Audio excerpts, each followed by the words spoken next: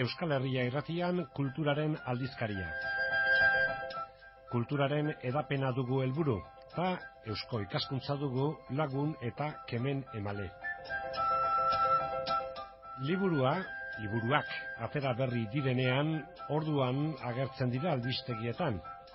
Liburu horren bizia hasi berria dagoenean, baina gero liburu horrek bizi luzea izaten du, edo behar bada ez, edo batzutan bestetan baino luzeagoa eta oparoagoa izaten da liburuaren bizialdi hori.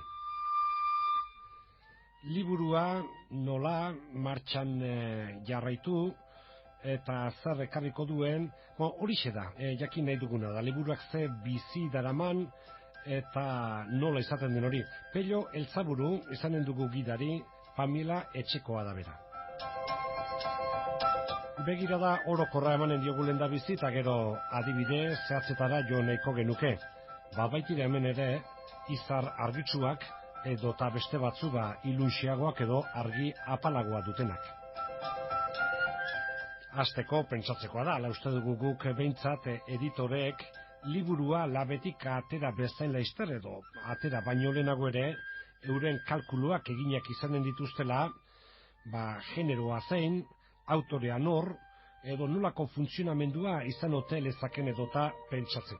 Gure ofizioak horrek agintzen digu, alde batetik prebisio egitea eta gure merkatua irakurleri potentziala ezagutzea eta gure ustetan zenbat salduko eta norentzat izango den guk egiten ditugun proposamena, jakina ez dira denak berdinak eta liburu guztiek ez dira berdinak eta interesak dena dira interesgarria, baina gero jenden bultzua edo horregatik interesak dezakena desberdina da. Hori edonork ikusten du. Orduan, guk aldez aurretik egiten dugu prebisioak, saiatzen gara, azken fina gurea industria bada, guk azkenean merkatu legeen barruan lehiatu behar dugu, beraz salmentaren arabera mugitzen gara, eta hortan saiatzen gara aliketa gehien afinatzen eta asmatzen. Eta izaten dira ustekabeak onak eta txarrak, denetarik gertatzen da, bai. Prebisioen barruan funtzionatu dezakena. Hor pisu gehien zer du, egilea bera norden, edota behar bada ere, presentazioaren unean egiten den propaganda edo egiten den bulia mediatikoa, edo ez? Bueno, ez pentsa. Egia da, hasteko ezinbestekoa da dudari gabe hedabideen kolaborazioa. Guk gure arazorik handiena izaten da informazioa ailegaraztea irakurleari, irakurle potentzial horri. Hortarako ezinbestekoa da egunkari idatzia, irrati, telebista laguntza edo hortik bideratzea gure informazioa. Are gehiago gaiez, liburugintza bezalako industria bat ez duena aurrekontu handirik erabiltzen, beraz publizitatea ulertuta zerbait ordaindua den gauza bat, guk ezin dugu ezinezkoa zaigu zenbakiak ez dutelako hortarako ematen, ezta? Orduan, alde batetik hori, ezinbestekoa da hori edabideen konplizidadea, kolaborazioa, ez da nola esan. Horrek eragina du, bai, baina, guk aldez aurretik badakigu liburu baten potentzialidad. Zertan dauka eragina? Egilea, gaia eta momentua ere bai. Esan nahi dut, egilea dudari gabe, egile, euskal literatura ibilbide badauka, euskal literatura, esan nahi dut, azkeneko 30 urte hauetan, badaude idazle konsagratuak eta badaude, idazle berria jakina, baina eta idazle konsagratu horiek, nolabait garantia bat ematen dute, beti edo ia beti kumplitzen dena, batzutan ez. Horrek ematen du salmentaren neurri bat. Eta iraupena, nola izaten da? Atera berri den horretan, hor izango da, salmentatan lehendabiziko pisu handiena edota orduantxe izanen dela pentsatzekoa da, baina, hortxe bukatu liteke zenbaitetan hor bukatzen da. Edo beste batzuk berriz iraun luzatu iten dira.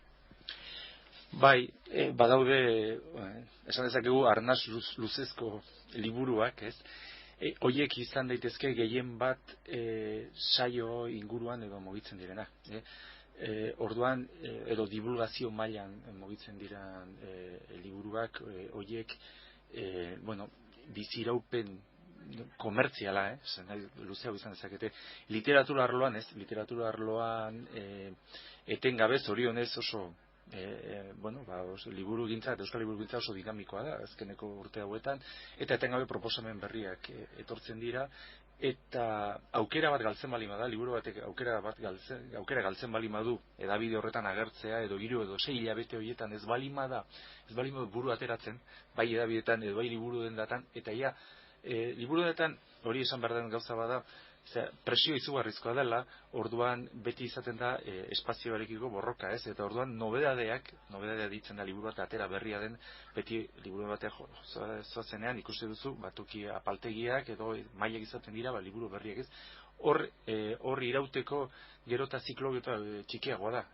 Lehen 5 hilabeteko bazen, oain 4 astekoa da, ezta? Orduan, hortik aukera hori galtzen balima da, batzutan nekez itzultzen da baldin eta uste gabe gorik ez balima da gertatzen. Sariren bat, edo halako batean, hasten balima da, literaturan, euskal literaturan, beste literaturan bezala fenomeno zorionez kontrola ezin horiek, ez? Hau da, ahoz-aho, halako batean, hasten da jendea, ahoz-aho, modan jartzen da liburua, ez? Egoin arte haitu gara, hoi kriterio eta gauza nola diren, baina igual, esan berko jogu, izen batzuk. Zalantzarik ez da, eta zuek panbilatxean, dauzkazuen, idazleen artean, euskarazko idazle, konsagraturik baldin bada, eta, hoi uste benarrotxaga dela, bere lanak, ikusi beharko da, oain zein den bizienik dagoena, ez dakit une honetan, batzuk denbora gehiago, daramatena besteak, zein da orain bizienik dagoena? Zera diozu, atxagaren titulan... Saltzen jarraitzen dena. Denak jarraitzen dute saltzen. Badago liburu bat, nik uste dut, izango dena, ez ditugu datuak, ez? Eta bestekin konparatzeko, baina behi euskaldun baten memoria esan behar dugu, ia urtean edizioa saltzen dela. Eta, jakina, hori da, irakaskuntzan sartuta dagoelako, baina irakaskuntzan sartuta jarraitzen duen beste urtetan balore seguro badalako, esan nahi dut. Belaunaldi berriak etortzen dira, eta denik gustatzen zai, baina ez hori bakarrik, guk esautzen ditugu idazle asko hurbiltzen dira Durango azokan, eta horrela etortzen dira, eta gehien maite duten liburua, behi euskaldun baten memoria esan dut dela. Baina besteak ere bai, bizi irauten dutena, eta gainaz hondikan fresko dagoena Soinu Joelaren semea. Hori gainaz ez hemen, Europa osoan, ez dakit azkeneko 2 hilabete hauetan, Errusieraz, Polonieraz eta Alemanieraz edo argitaratu berri da, holandesez oin dela 4 hilabete ere, eta hemen Euskal Herrian bizirik jarraitzen du. Baina gizona bere bakardadean, beste liburu bat, agian beste ritmo batean, baina etengabe jendea itzultzen dena irakurketa hori egitea. Agian indarkerien inguruan, horre barruan dagoen hausnarketa, zoritxarrez gaurkotos handia daukalako, eta azkeneko egia esan 14 urte hauetan liburu agertu zenetik, egoera politikoa alderdi horretatik, egoera politikoa, egoera humanoa, jendean nola bizituen indarkeria eta oso gauza gutxi idatzi dira novela hori gainditu dena, Bestaldeko galdera alderantzizkoa erantzuten zailago izan liteke, baina, peio, behar bada, zu persona zintzo baitzera eta. Uste honak izan eta pentsatu baietz moituko zela, edo merezi duena, behar bada esan dezakegu. Merezi luke, gehiago ezaguna izatea eta gehiago mugitzea halako liburu edo halako autore honek. Bai, gertatu zaigu. Lehen abizik kontatuko izut, lehen ustegabe ona, alde batetik aurrikuspegi batetik abiatu, lehen esandako irtera hori, irteretan potxe egin liburuak, eta ondoren berriro berreskuratu duguna bere martxa eta bere aire hartu duguna. Aurtengo adibidirik nabarmena zera da, Patxi Zubizarretaren Pantaleon badoa zera ipuia, ez? Aurrentzako novelatxo bat, zoragarria idazkera aldetik, zoragarria ere marrazki aldetik, Jokin Mitxelena iaz izan zen aurliteraturan guri apusturik indartsuena, eta horrela azaldu genuen Durango Azokan, eta ohargabean pasazuen. Eta pasada ditugu 6 hilabete ez genekiela zer gertatzen zen liburu horrekin. Eta zer gertatzen? Zerbait gazi egin genuela, jakina. Jendea etzala enteratu, edo baina gure ustetan beste kasu guztien bezala lan berbera egin genuen, informazio bera zabaldu, baina ohargabea pasa zen. Eta halako batean irailean jakiten dugu Euskadi Sarirako izendatuta dagoela. Eta horrek ja agertu zen beste 5 liburuen artean, eta horre beti ere bultzada bat ematen dio liburuari. Horretan esan behar da, guk helduen literaturan 5 finalistatik 3 Pamela Argitaletxeko izan direla, eta aur literaturan bat, hain zuzen, eta honek irabazi du aurtengo, 2006ko literatur saria, aur literatur saria, jakina, eta 2 hilabetetan agurtu gintzaigu edizioa. Orduan, horlako gauzak gertatzen dira. Badira liburuak biltegian geratzen direnak, eta, pentsatzen dugu, argitaratzen ditugun guztia balio dutela, ez? Euskaraz, ez pentsa, Euskaraz nolabait neurria hartua diogu, literaturei bai, neurria hartu diogu. Gazteleraz gertatzen dugu askotan. Eta euskal gaiekin, ez? Esate baterako badaukagu egile bat, gainaz, euskal abertzaletasuna, nazionalismo inguruen izugarrizko hausnarketa interesgarria egin duena, eta irakurtzen duen jendeak etengabe gurekin harremanetan jartzen da, eta da Ricardo de la Encina, argitaratu duen azken duen el feminismo nazionalista, eta ez dakigu zergatik, ohargabean pasatzen da, ez? Ez dakit, ez da momentu iritsiko da egun batean. Pello Zabururekin ari gara, eta oin, Pamela etxeak, eta horrekasun esperientziagatik, eta badira, ez dakit nola esan liteken, buken xin esan dezake egin batean, ikur diren liburu batzuk, eta behar bada hor Juan Carlosek, Xamarrek eginikoak, azkena, Euskara jendea, eta udazkenean aurkeztu zena, geho irutu zitzaigun, bentzak geure partetik, igual jaramon gehiago merezi duen gaia dela, eta itzuli beharko dugula horretara. Aldez aurretik horipean eginikoat, horipean hori bai klasiko bat guztiz bihurtua dagoela, hor bai, ez da, esateko modukoan ikustet, horipeanetik hasita. Bai, horipean historizko pozak jaso ditu horipeanetik, ez? Pentsa, justu bain duela 10 urte, 1990 argitaratu zen, eta, euskaraz, ez dakit, 15.000 ale edo saldu dira, pentsa, divulgaziozko liburu bat izateko, eta, erabateko bestsellerra, ez da? Eta, lehen esaten genuen, liburu, longevo esaten da, ez? Irauten duena eta irango duena, ez? Ze horrelako parekorik ez da horrelakorik oraingoz idatzi, ez dakit, baina nik ez dut ezagutzen. Eta horrekin, egia esan, poza handi izan ditugu, eta gainera, liburu horrek beste 3 hizkuntzetara itzulia dago, gaztelerara itzuli genuen, izan zen lehenbiziko argitalpen bat, 1989 da horrela, berala desagertu zen, eta, era berritu genuen liburua, eta, liburu horrekin gauza berbera gertatu ziren, begira. Iaz, Durangoko guain dela 2 urte, Durangoko Azokan aurkeztu, hainbat tokietatik eskatzen ziguten, etengabe, hau gazteleraz atera behar duz, gure herria ezagutzarako beharrezkoa da. Eta atera, eta 6 hilabetetan egon da zera, biltegian. Baina, gure aposto hondik asko zindartxoa zen, eta ikusita gazteleraz etzela mugitzen, atera genuen ingelesez eta frantsesez. Frantsesak eta ingelesez argitaratzeak, nolabait, erdal irakurlegoak, nolabaiteko zera, mezu hartu duzan, liburu interesgarri izango da, beste 2 hizkuntzeta itzuli bada, eta ia argitalpen osoa saldu da. Frantsesez ero, frantsesez oso hori saldu lehen argitalpena, eta ingelesez, edizioaren erdia.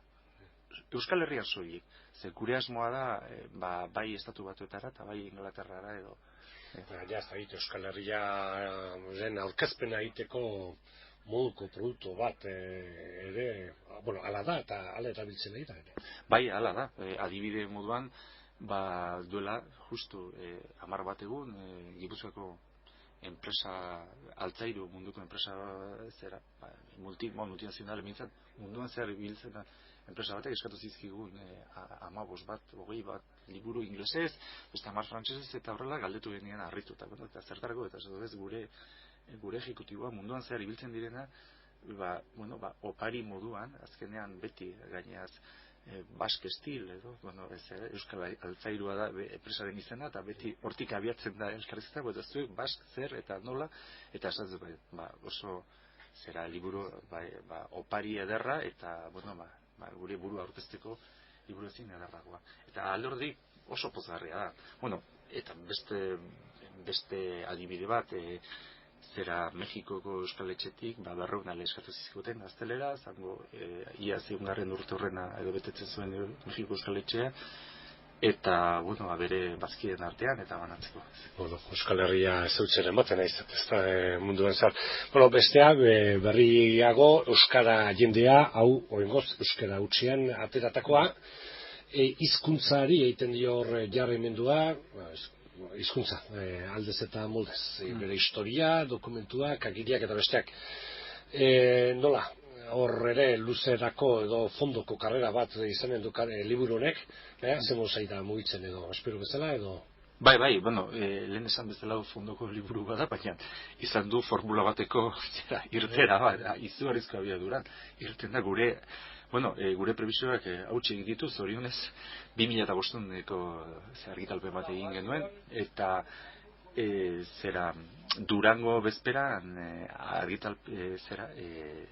argitalpen osoa agortu gintzen. Bigarren argitalpena dago jadanik kalean, eta izugarrizko harrera izan du. Nik pentsatzen dut jendea ja identifikatzen duela Euripeanekin, eta badaki hor badagoela. Lehen esaten duena egilearen garantiare bai nolabait badala, ezta.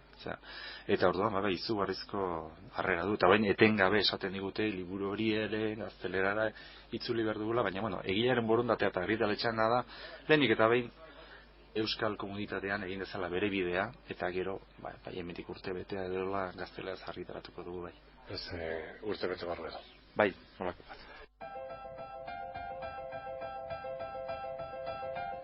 Pello Eltzaburu izan dugu solaskide Pamela Etxekoa bera. Hotzezko kultura aldizkaria Eusko ikaskuntzaren babesaz eta aupadaz egiten dugu hemen Euskal Herria irratian. Eusko ikaskuntza Euskal Herriko kultura mundu zabalean edatzen ari da. Begira ezazu Euskomediaren leiotik internet sarean euskomedia.orgen. Hor informazio iturri ugari eta ezagutu beharrekoak topatuko dituzu. Hemen Iruñan Eusko ikaskuntza Gaztelu plazaren 43an dago.